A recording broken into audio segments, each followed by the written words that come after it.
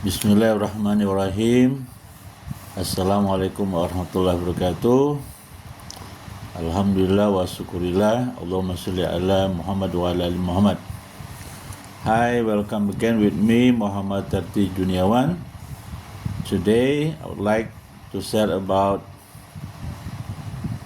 the meaning of La ilaha illallah. The understanding of the Tawhid, its condition and its implications for every Muslim. Okay, let's begin with, have you ever pondered the deepest truth, the very essence of existence? In a world full of noise and distraction, there is a powerful statement that cuts through it all, offering clarity, purpose, and profound peace. It's the bedrock of faith for billions, a declaration that resonates in every sincere heart. La ilaha illallah. There's no deity worthy of worship except Allah. This is not just a phrase, it is an invitation to freedom, to belonging, and to recognizing the single source of all good. Let's explore why understanding this truth can transform our life. Let's check it out.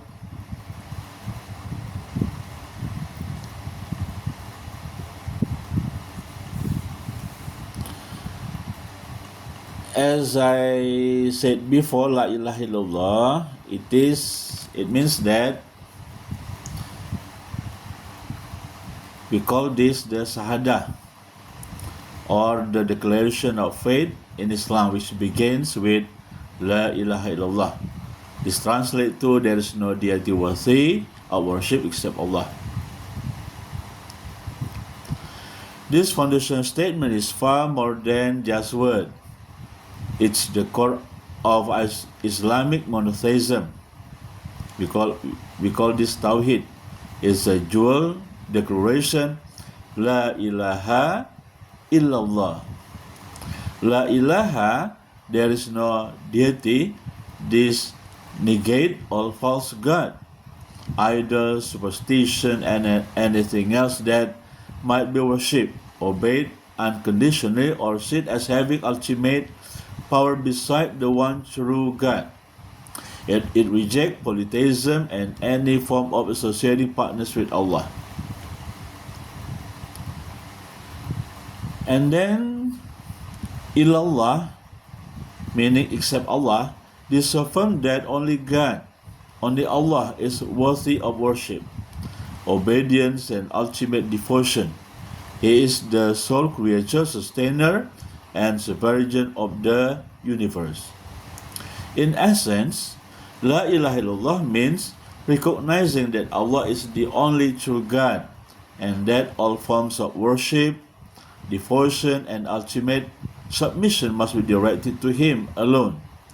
It's a complete surrender to His will and a rejection of all other forms of authority or object of worship. Let's see the conditions for La ilaha illallah. Simply uttering this phrase is not enough for it to be truly accepted by Allah and to transform a person's life. There are several essential conditions that must be met in belief and action. These are often referred to as the conditions of the Shahadah and are derived from the Quran and Sunnah, the teachings and practice of Prophet Muhammad sallallahu alaihi wasallam, peace be on him. Here are the case conditions. The first one is that al-ilm, meaning knowledge. Its condition, one must understand the meaning of La ilaha illallah, comprehending its negation, no false god, and its affirmation, only Allah is God. This is not just about knowing the translation, but grasping its implication for worship and life. Its implication, blindly reciting without understanding is insufficient. True knowledge leads to proper action. The second is that al-yaqin, meaning certainty. Its condition, we have to believe in La ilaha illallah. It must be absolute, free from any doubt or hesitation. It's a firm, unwavering conviction in the oneness of Allah. It implicates any trace of uncertainty negates its power. It requires full conviction in the heart. The third is that al-qabul, meaning acceptance. Its condition, one must fully accept the implications of La ilaha illallah with the heart and tongue, without rejections of any of its requirements. This means accepting all that Allah and His Messenger have commanded.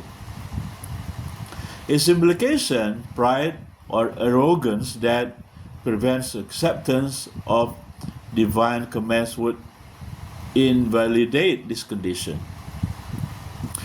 And then next, al-inqiyad, meaning submission or compliance. Its condition, this involves practical submission to Allah's command and prohibition in accordance with the meaning of La ilaha illallah. It means acting upon what one has believed and accepted.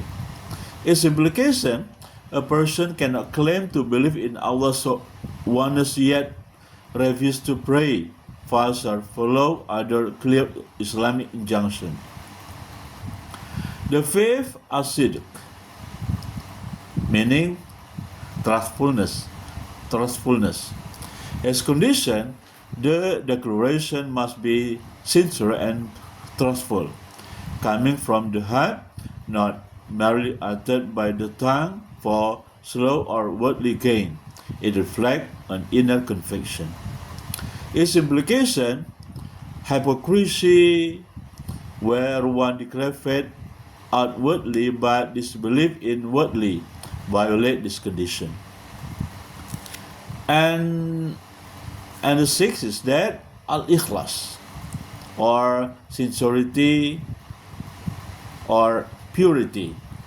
Its condition, all worship and devotion must be directed purely to Allah alone, free from any polytheism, meaning shirk, showing off or seeking praise from others. Its implication, any act of worship done with the intentions of pleasing someone other than Allah compromises this sincerity.